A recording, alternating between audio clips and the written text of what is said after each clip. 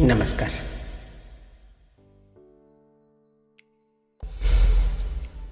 आंठु pen आजिकल 30-35 एज्र लोक आंठु pen कम हेबापाई मु किछि घरेलू उपाय कहूचे। वीडियो को लास्ट पर्यंत देखंतु। भल लगिले लाइक करंतु एवं सब्सक्राइब करंतु। तेबे आसंतु जानिबा केतोटी घरेलू टिप्स आंठु पेन रो। Number 1 apple cider vinegar market रे मिलुछि। जदि डेली 2 चामच खाइबे तेबे इन्फ्लामेशन एवं पेन कम होई थाए। नंबर 2 लेंबू एवं राशि तेल। लेंबू रो रस को बाहर करी सेथिरे राशि तेल मिसांतु एवं ताकू गरम करी पेन हेउथिबा जगह रे लगांतु। पेन बहुत कम होई थाए। नंबर 3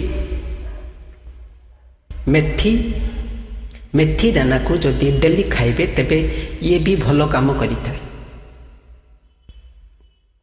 पेन एवं इन्फ्लेमेशन कम होता है। मेथी को राति रे पानी रे पकाई सकाळे उठी सही मेथी को खांतु एवं मेथीर पानी भी पी पारे। नंबर 4 सरिष तेल।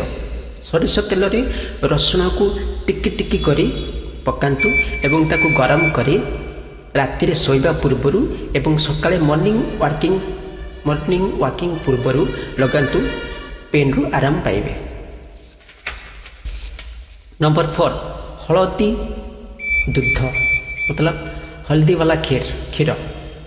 हलदी रे बहुत मात्रा रे एंटी इन्फ्लामेटरी एजेंट होता है। सो हलदी रे मतलब क्षीर रे हलदी मिसाई पियंतु। पेन रु आराम पाइबे। नंबर 5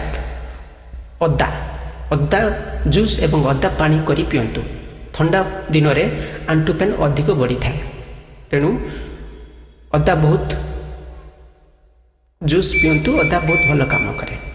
नंबर 6 तुलसी जूस। तुलसी को जूस करी पियंतु आराम पाइबे। गुड़ मध्य खाई पारिबे। गुड़ डायबिटिक पेशेंट खाइबे नहीं। गुड़ रे बहुत मात्रा रे कैल्शियम थाए। तेणु गुड़ खाइले आंठु पेन रु मुक्ति पाइबे।